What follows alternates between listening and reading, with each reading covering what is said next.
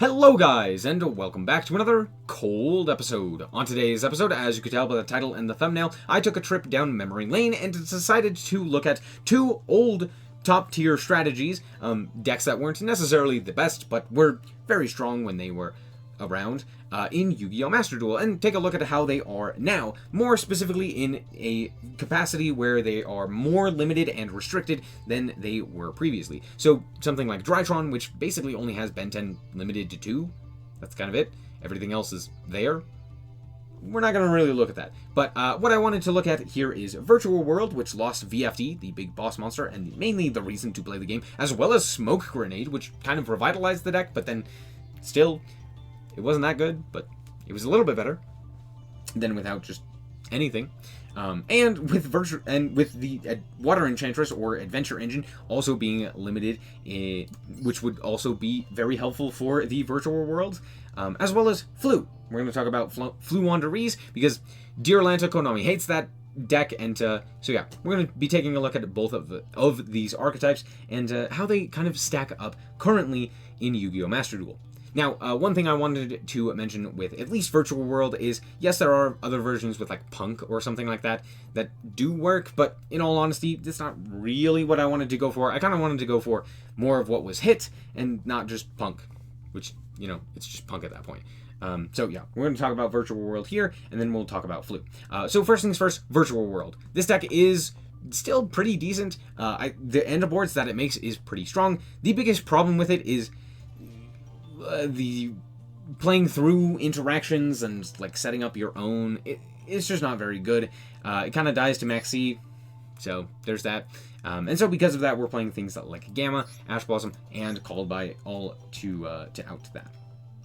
Moving on to the rest of the deck, we have the one Yen Yen, the triple Lulu, the triple Gigi. I'm not going to go and explain what all of these cards do, mostly because it's just going to take too long if I do that. We have the triple Lao Lao, the triple Lili, which is a maximum for the virtual worlds that actually matter, the ones that actually special summon themselves.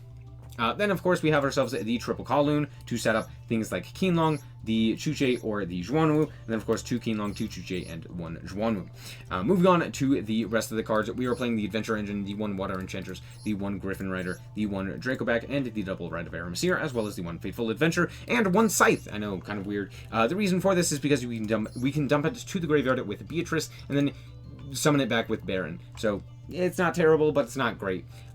It's just kind of there as a way to dump more cards with Beatrice. However, honestly, you probably don't even need to do that. You just dump something else. So there's that. As for the rest of the cards, we're playing 1 Harpy's Feather Duster, 1 triple tack, double emergency teleport, and the 1 driver, which I didn't previously mention. As for the extra, we're playing 1 Stardust Charge, 1 Coral Dragon, 1 Crystal Wing Synchro Dragon, as well as Ultimaya Zolkin to summon said Crystal Wing Synchro, the 1 Excel Synchro, as well as Baron and Changing. But that is because of Psy-Frame Gear Gamma. We're just going to summon this and then go into Baron pretty simply. We have a whole bunch of 9s as well in Vermilion Dragon Mech, Croco Dragon, and then of course the Chen Chen. And we have a few 10s as well because we're playing the Adventure Engine. Makes it easier to summon out these 10s with the level 4 token, as well as with the level 7 Griffin Rider, with the level 6s and the level 3 tuners. It makes it easier to go into these 10s. So we're playing Baron as well as the Chengying. Then of course we have 2 12s technically with Ultimaya Zolkin, which can be summoned off of these 2 or a level modulated 3 and a 6. And then of course the final Sigma, which is just a nice 12 to have, put it in the extra monster zone and it's unaffected, which is pretty nice. As for the Xyz, we're playing 1 Cicada King, 1 Beatrice, 1 Hyperiton, or Sacred Tree Beast, and then the 1 Zeus. So let's hop into the replays and show you how this deck performs. Alright, so here we are going first. So, we drew the Adventure Engine as well as the Virtual Worlds, which is pretty nice. So we're going to start off with the Water Enchantress, which will get ashed, which is kind of why we have this. And now we can go for the Emergency Teleport to bring out Nyan Nyan. Nyan Nyan can then, activate the Gigi to send the Qianlong Qinglong effect to grab up the Lulu, pitching the Ash Blossom. I know, kind of weird, but at this point I was like, they probably don't have Ash or Maxi, so we're gonna send this Ash and keep the Lao Lao. We're gonna send the Zhuanwu to the graveyard in order to grab up the Kowloon here with the Lulu, which will then activate the Chuche. We can then synchro into Stardust Charge to draw a card, which is called by, which is very funny. We're then going to dump another card and go for the Lao Lao here, special summoning back the Lulu, which will then special summon back the Nian Nian. Here we can go for the Coral Dragon and activate the Nian Nian, grabbing up ourselves, or recycling ourselves the Water Enchantress. We then end up grabbing the Rite of Aramesir after going for the Ultima Zolkin with the Coral Dragon draw. Then we can just set the Rite of Aramesir, which then triggers the Ultima Zolkin to special summon out Crystal Wing Synchro, and now we can activate the Adventure token here. We then Synchro summon off into Baron, to actually trigger the Fateful Adventure. Now, this is a bit of a mistake here. Realistically, I should have just, like... I actually don't think I could have gone into anything. I could have activated the Fateful Adventure in order to pitch the Called By, but I kind of valued the Called By a little bit too much. But yeah, we shouldn't have done that. And the reason for that is because now we don't have the token on field for the Wandering Griffin Rider. So I could have just searched out here, pitched the Called By, had the Wandering Griffin Rider, special summon that, and then we could have had Changying, Baron, and the Crystal Wing Synchro, which could have been good. But turns out it was all for naught.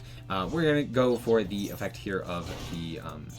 we're going to special summon out with the Zhuanwu, which also puts it into the graveyard for the, into the banished pile for the Chuche, and then we can go for the Cicada King here with our 2/3s. We're going to add back the Lao Lao since we don't have Lulu in the graveyard with that GG effect.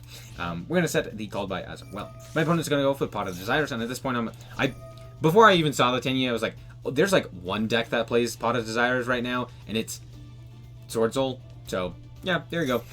Out comes the Tenyi Vashetta. They're then going to special summon out the Ecclesia, to the which I will try to Called By, to the which they will reveal that they drew the one of, and they're going to cross out designate the Called By.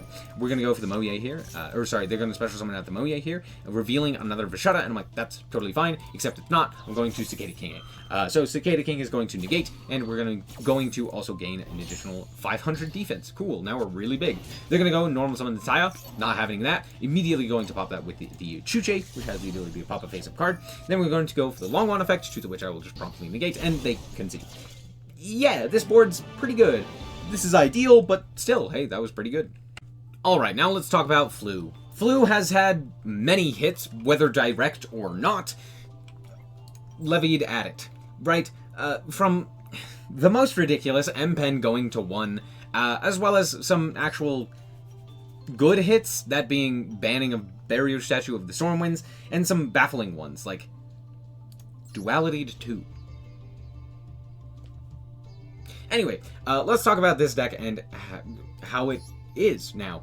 So first things first, lots of cards are now limited. Lots of, specifically the cards like Pot of Prosperity, which absolutely deserves to be limited, as well as Pot of Duality, which are just insane cards in general. But honestly, Duality is only really useful in this deck. I really don't understand why it was limited in any capacity. Sure, the Barrier Statue of Stormwind absolutely should have been banned, and I'm glad it's banned in basically every format now, or it is banned in every format now, which is very cool. It's just not a cool card to play against. It's very annoying. And since so few decks actually play wins, it's a lot more difficult to actually play around. Anyway, M-Pen to 1 makes absolutely no sense, even in a best of 1. Like, even when this card was limited, and, like, Flu was not good. This is just a nonsensical hit. I genuinely do not know why Konami does this. I think the only reason that they do this is because it doesn't actually care. This deck doesn't care about Maxi. Like, almost at all. They even don't play it sometimes, because it's just not really worth it. Maybe there's a different problem that Konami just chooses not to see, but I don't think it's M-Pen. I really don't. M-Pen is kind of annoying. Sure, some decks can't deal with it, but in all honesty, this isn't just an instant win card. Even when it does hit the field, it's decent, but not insane.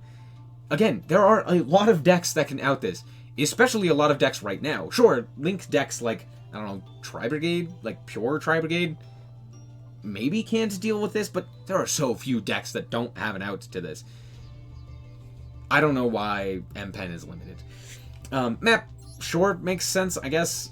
Again, kind of ridiculous. And then they also banned terraforming, which, hey, that card should be banned. But that also indirectly hit this deck. So many questionable decisions. Yeah, maybe, I just don't know. I don't have any words. But yeah, let's talk about, or figure out how this deck actually does, starting with the card by card. So starting with the little birds, we're playing 9 of them in total. We have the triple Robina, triple Eaglin, double Stree, and the 1 Toucan. This seems to be about good. However, we have a myriad of ways to get to them, which we'll get to later.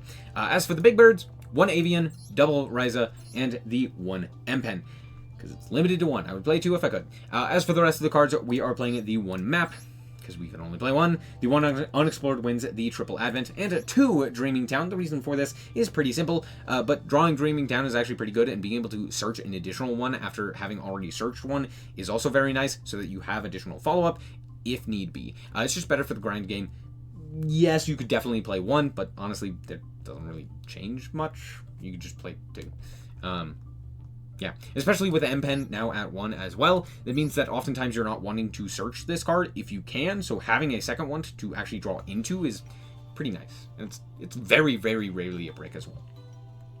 As for the rest of the cards, we are playing 1 DD Crow, double Maxi. Why are we only playing 2? Why not cut a Dreaming Town? Well, because it conflicts with the next card, which is Shifter. So yeah, if you draw Shifter and Maxi, it's just not really good enough.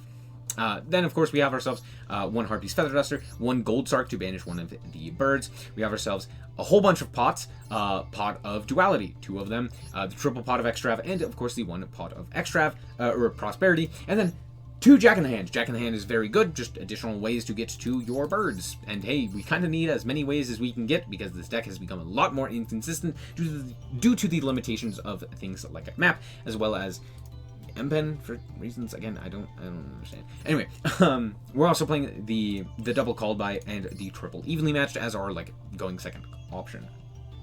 The extra deck doesn't matter. So let's hop into the duels and show you how this deck performs. Alright, so here we are going second, and look at that, it's Maxi. You'll love to see it. However, this hand better find something good off of this Extrav and Pot of Duality, because Dear Lanta, those are 2 big birds. Anyway, my opponent's going to go and normal summon Mercurier to go for Almirage. Well, Maxi, 90, by the way, 90%. Did you see that? Did you see that 90? It was almost 91%. Ignore the Ash. 91. Okay, cool. My opponent's going to Ash that, so there you go. Activate the Baldrake. Baldrake banished the Mercurier. Mercurier at Albion. Albion effect is now going to activate, dumping the Branded Regained. Don't know why we're dumping this. And then make Verte. Make Verte. Make Verte. Yay. Anyway, go for the Mirror Jade here and set 1 and pass. Ooh, interesting. Wow. Okay, cool. I draw Evenly Matched. Activate the Pot of Extravagance to draw up 2 more. It's a Pot of Duality. Okay. Well, I'm going to now go for the Evenly Matched because I kind of need them to have as few interactions as possible. So, yeah. Them banishing this, which I'm assuming is like Beast, maybe? I don't know what it is, just get rid of it. Cool. Anyway, we're going to go for the Gold Sark here, banishing the Robina, and then Pot of Duality, M-Pen, Eaglin, and Shifter. Okay, at least I saw Eaglin, that's fine. We're going to activate normal summon the Eaglin, activate the Robina in Chain Link 2, and grab up the Robina, grab up the M-Pen. Happy day. Go normal summon the Robina, to the which my opponent will then banish the Robina. And I'm like, okay, do you know how my cards work? Normal summon Stree. Now, I know what you're saying. Snow. They just sent Rindbrum to the graveyard. Why in the world did we not just banish the Rindbrum? Well, first of all, Regained. I don't like it. I don't want it to hit the field at any point. Banish it. Yes, I could have banished like Fusion or something like that, especially if I thought that this was Beast, but they could still have Beast, and honestly, Regained is just a problematic card. But 2, they could have banished this, special summoning the Albaz from the grave, which then would have made the Stree not actually resolve. So I targeted something that they really couldn't interact with all that well, and decided to go for that instead. So there you go. Now we can normal summon the M-Pen, activate the effect of the M-Pen, activate the effect of the Eaglin. We're just going to grab up the trap card. We don't really have much more that we can do here, so I'm just going to set 1 and pass. Well, we already did the whole evenly matched thing, so I didn't have battle phase there. So anyway, my opponent's just immediately going to go to battle phase and die. and then pass. Now, I could have, sure, activated my Dreaming Town, but there's not really a point to doing that because my field would get wiped. So, yeah, if you just want to pass, that's fine. Now I have more normal summons. And of course I draw a Pot of Prosperity as well. So we're gonna go Duality, reveal the 3 top cards, and hey, Robina or Toucan seems pretty good. I'm gonna grab the Toucan here because now we can actually use it. We can go Stree, banish our M-Pen, and then grab up our next monster. So that seems pretty good. Oh, hey, look, the card I actually wanted. Fantastic. We're gonna grab Advent of Adventure, and then go for it. The Eaglin, Chainlink 1, Chainlink 2, Stree, to which my opponent will actually concede. So, birds. Alright, we're back with the deck, and in all honesty, this deck, it has seen better days. It still does its thing from time to time, but the problem is the power level of the decks that are currently meta has gone up. It's not necessarily that M-Pen or all of these hits really changed the way that Flu works. It still basically does the same thing, and it's always kind of been inconsistent, so seeing it be more inconsistent doesn't really change a whole lot. Yes, the double M-Pen means that some of the power level of your deck or your plays are worse, but all in all, it's not too terrible. And you can still sometimes do the double M-Pen if you're able to go like banish with the Advent of Adventure, banish the M-Pen, then grab it back with the Toucan. You can then normal summon it again. There are plays that you can do and things that are available to you, but all in all, yeah, having one M-Pen does actually matter because oftentimes, at least I would play going, trying to make 2 of them so that I could grab up the Dreaming Town as well as the Unexplored Winds, and now having the ability to not do that kind of matters, but honestly, that's not really the biggest issue with Flu. Flu's biggest issue is just the power level of basically every other deck currently. Basically every other deck has the ability to more or less out-resource this deck, which the whole thing is, I'm going to have more resources than you, which doesn't really work if every other deck also has just more resources, so, uh-oh. Now, granted, it doesn't lose to Max C, which is a benefit, and so I can totally understand why people would still play this, but honestly, the deck is still bad. And let's now talk quickly about Virtual World. Virtual World is in a similar boat, where honestly just the power level of the decks has gone up significantly. That makes it much more difficult to 1, play through their boards, and 2, actually make boards that matter. When Sprite can just kind of play through your board with more or less ease, because everything, as long as that level 2 is still on the field, they basically get to do whatever they want, and with a myriad of ways to actually special summon level 2s with Runic or Furhire or whatever they choose to supplement their strategy with, it's not entirely difficult to keep a level 2 on your field to then just special summon blue from the hand, right? Or you have Tier, which is, roll a dice. Cool. I hit a 6, therefore I win the game. That's kind of how it feels sometimes against Tier, where they just kind of hit better mills than you, and you can't really do anything about it. Oh, you hit 2 names, and I only have the 1 DD Crow? Okay. Nothing I can do about that. You got it. Smile. Lots of stuff like that where it's just like, yeah, sometimes Tier just happens to be better than you. Branded generates insane amounts of advantage. Just being able to activate a Branded Fusion and have it resolve means a lot. It genuinely means a lot. And basically every other deck is like that. So whether it's Virtual World or Floowandereeze or whatever it may be, yeah, the decks just kind of can't keep up. Without their big boss monster in Virtual World, or technically in Flu as well with the barrier statue, you just kind of don't have enough. But anyway, that's going to be it for this episode. I hope that you guys did indeed enjoy. If you did, a like is very much so appreciated. And if you want to check out more content like this, as well as more Yu-Gi-Oh!, then just be sure to subscribe. Anyway, thank you guys so much for watching, and remember to always stay frosty. Bye-bye. Shout out to the Frost Guard, my members. Thank you guys so much for the support, and I hope you enjoy the content.